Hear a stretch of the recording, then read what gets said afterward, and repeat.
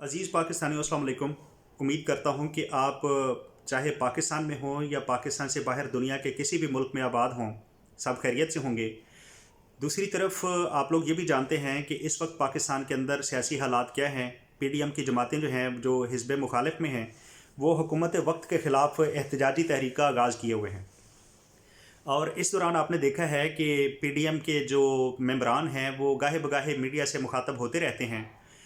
इसी दौरान पाकिस्तान मुस्लिम लीग नवाज़ की नायब सदर मरीम सफ़दर जो हैं वो भी मीडिया से बात करती रहती हैं, और मैंने एक दिन उन्हें मीडिया से ये बात करते हुए सुना कि उनके पास कोई पाकिस्तानी सियासतदानों की शायद कोई नाजेबा या गंदी वीडियोज़ हैं, जिन्हें वो मुनासिब वक्त उसके मुताबिक आने पर वो उनको सोशल मीडिया पर शेयर कर देंगी। लिहाजा वो अगर शेयर करेंगी तो हम जैसे लोग देखेंगे, लेकिन इस दौरान अभी वो ख़ुद तो देख ही रही हैं ना। तो मैं इस मौका पर एक ऐसी औरत की ज़हनी कैफियत और इनकी ज़हनी पस्ती का और क्या मिसाल दूँ। लिहाजा जब मैंने ये सुना तो फिर कम अज़ कम मैंने फिर फ़ैसला कर लिया कि इसके बाद मुझे भी वीडियो बनानी चाहिए। और उम्मीद करता हूँ कि आप लोग इसको सुन के इस वीडियो को बनाने का जो मकसद है और सुनने का जो मकसद है उसका पूरा हक़ अदा करेंगे। 1998 में जब मैंने मैट्रिक पास कर ली तो उसके बाद मैंने लाहौर कॉलेज में एडमिशन लिया। किताबें पढ़ने का मुझे बचपन से ही शौक़ था, लेकिन जब मैंने लाहौर कॉलेज में एडमिशन लिया तो मैं उस वक्त भी अपने लाइब्रेरी कार्ड का भरपूर इस्तेमाल किया करता था। लाइब्रेरी में पढ़े हुए अखबारात को पढ़ना रोज़ाना की बुनियाद पर मेरी रूटीन थी, और अल्लाह के फजल करम से मुझे उसने बहुत ज़्यादा फ़ायदा दिया है। और मैं अपने सुनने वालों से भी यही कहूँगा कि वो किसी न किसी हवाले से ऐसी चीज़ों से वो भी इन टच रहें। 1998 की बात है। उस वक्त मियाँ मोहम्मद नवाज शरीफ साहब का दौरे हुकूमत था। मैंने अखबार के मुताले के दौरान एक दिन एक फ़ीचर पढ़ा जो शरीफ ख़ानदान के जो चश्म चिराग जो इस वक्त लंदन में रहते हैं, जिन्हें पाकिस्तानियों की बड़ी अक्सरियत जो है वो बबलू और डब्बू कह के मुखातब करती है, और हसन निसार उनको डेढ़ दो दो मरले के मुंह वाला कह के बुलाते हैं, यानी हसन नवाज़ और हुसैन नवाज़। इनके बारे में एक फ़ीचर छपा। लाहौर होटल का मालिक जो है, ये लोग वहाँ पर आते जाते थे, कमरे बुक करवाते थे। अपनी सोच और अपने काले करतूतों के मुताबिक ये वहाँ पर अपने शब रोज़ गुजारते थे। लाहौर होटल के मालिक ने इनसे पैसे मांगे, इनके पास पैसे नहीं थे, इन्होंने ना दिए। उसने वक्त के वज़ीर-ए-आज़म इनके बाप मियाँ नवाज शरीफ से रब्ता किया, उन्हें जाके सारी किस्सा कहानी बताई, और उन्होंने कहा कि मैं गरीब आदमी हूँ, लिहाजा आप मुझे, वो आपके बच्चे जो हैं वहाँ पे आते हैं, हम उनको एंटरटेन करते हैं, उनको कमरे वो हमसे लेते हैं, लिहाजा उनका इतना किराया बनता है तो वो आप हमें अदा करते हैं। मियाँ साहब ने उनकी बात सुनी और हस्ब रवायत गैर संजीदगी का मुजाहरा करते हुए उसको अगले किसी वादे पर डाल दिया, टरखा दिया। फिर वो होटल का मालिक जब अगले वादे के मुताबिक वहाँ पर पहुँचा तो मियाँ साहब ने फिर हस्ब आदत उसकी बात को सुनी अनसुनी कर दिया और उसको टरखा भी दिया, और अगले फिर किसी वादे पर डाल दिया। जब तीसरी बार वो उस मुकर्ररा तारीख़ के वादे पर वहाँ पे पहुँचा तो उसकी कोई सुनवाई ना हुई, उसे मायूस होकर वापस आना पड़ा। लिहाजा वो बहुत ज़्यादा फ़िक्रमंद हुआ। फिर उसने फ़ैसला किया कि मैं मियाँ नवाज शरीफ के वालिद मियाँ शरीफ की खिदमत में हाज़िर होऊंगा और उनको अपनी कहानी जो है वो सुनाऊँगा। लिहाजा इसी इरादे के मुताबिक जब वो उनकी खिदमत में एक बार पहुँचा तो जहाने पनाह की खिदमत में उनके पोते और उनके बेटे की जो ये करतूत थी उनके सामने बयान की, सारी कहानी सुना दी। तो उसने कहा कि इतना ये किराया बनता है, लिहाजा आप मेहरबानी करें, शफ़क़त करें, हम आपके बच्चे हैं, छोटे हैं, आप मियाँ साहब को कहें कि वो हमें ये किराया अदा कर दें। अब मियाँ शरीफ साहब ने जब ये बात सुनी तो बड़ी शान बेनियाजी के साथ मुखातब होकर बोले, ओए पागल दिया पुत्रा, एक तो साढ़े बच्चे ख़राब कीते नहीं, उल्टा साढ़े को पैसे भी मंगने।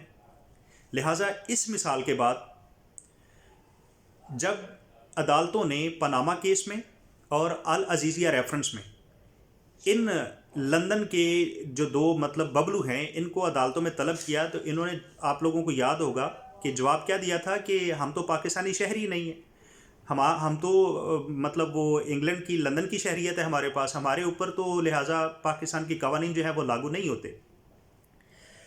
अब बंदा इस मौका पर इनसे पूछे कि क्या मरियम आपकी बहन पाकिस्तानी है, तो जवाब आएगा जी।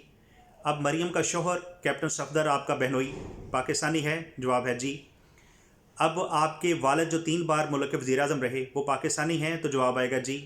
آپ کی والدہ پاکستانی ہیں؟ جواب ہے جی۔ آپ کی دادی پاکستانی تھیں؟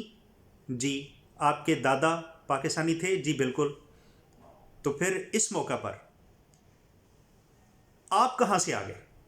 جب یہ سب لوگ پاکستانی ہیں تو کیا آپ خلا میں پیدا ہوئے تھے یا حالت جنگ میں بارڈر پہ پیدا ہوئے ہیں جس سے حدود کا تعین نہیں ہو سکا کہ آپ پاکستانی ہیں یا غیر ملکی ہیں؟ اس موقع پر اس خاندان کی فکری پستی اور اخلاقیات کے نچلے درجے کی جو حد ہے نا، اس کے اوپر دکھ کا اظہار ہی کیا جا سکتا ہے۔ اب دوسری طرف ایک اور خاندان، ان کے بچے اور ان کی تربیت ملاحظہ کریں۔ جب ماشاء اللہ لگ گئی، پرویز مشرف صاحب ملک کے سربراہ بن گئے، تو آپ کی بڑی مختصر اولاد ہے، ایک بیٹا اور ایک بیٹی۔ بیٹے کا نام ہے بلال، وہ امریکہ میں بزنس مین ہے۔ ایک بار مشرف صاحب کی حکومت کے دوران اس کو امریکہ کی ایک بہت بڑی کمپنی میں کسی کام کے لیے جانا ہوا۔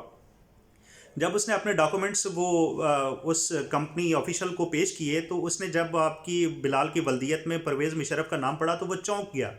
اس نے کہا کہ کیا تم پاکستان میں اس وقت آرمی چیف اور صدر پاکستان پرویز مشرف کے بیٹے ہو؟ اس نے کہا جی بالکل۔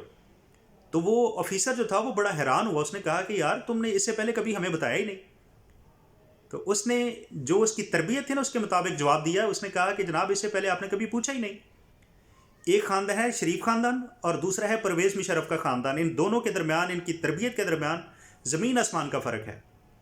پھر جہاں تک میاں نواز شریف صاحب کی اپنی ذات کا تعلق ہے، وہ ہیما مالنی ہو، وہ طاہرہ سید ہو، یا وہ انگریز صحافی کم بارکر ہو، میڈیا سے تعلق رکھنے والے لوگ جانتے ہیں یہ خاندانی سلسلہ ہی ایسا چلتا ہے۔ پھر میاں شریف صاحب کا یہ بیان کہ پاگل دیا پترا ایک تے ساڑے بچے خراب کیتے ہیں، الٹا ساڑے کو پیسے بھی مانگنے ہیں۔ اسی لیے تو کسی دانشور نے کہا تھا کہ عادتیں نسلوں کا پتہ دیتی ہیں، ورنہ چہرے پہ کسی کے کچھ لکھا نہیں ہوتا۔ اللہ تعالیٰ سے دعا ہے کہ وہ اس خاندان کو یا تو ہدایت دے دے یا ان کا جو مقدر ہے، جو ان کے ساتھ آخرت میں ہونا ہے، وہ ان کے ساتھ دنیا میں ہی ایسا کر دے۔ اور بات تو سمجھنے کی ہے، ورنہ ان کے ساتھ جو ہو رہا ہے وہ کام تو نہیں ہے۔ مریم بی بی کہتی ہے کہ میرے پاس نازیبا ویڈیوز ہیں جو مناسب وقت آنے پر میں شیئر کر دوں گی۔ اب اس عورت کی ایسی سوچ کے اوپر ماتم جائز ہو جاتا ہے۔ یہ خاتون ہو کے سارا دن کیا سوچتی ہوگی، کیا کرتی ہوگی، ان ویڈیوز کو اس نے کہاں رکھا ہوگا؟ کیا میرے جیسا پڑھا لکھا بندہ اس کا ضمیر گوارا کرے گا کہ وہ اپنے ووٹ جیسی قیمتی امانت کو ایسے لوگوں کے سپرد کرے گا؟ ممکن ہی نہیں۔ اللہ تعالیٰ سے دعا ہے کہ وہ ان لوگوں کے سایہ جو ہے وہ ہم جیسے لوگوں سے دور رکھے۔ اللہ تعالیٰ اس پاک سرزمین کو قائم و دائم رکھے۔ پاک فوج زندہ باد، پاکستان پائندہ باد۔ تھینک یو، اللہ حافظ۔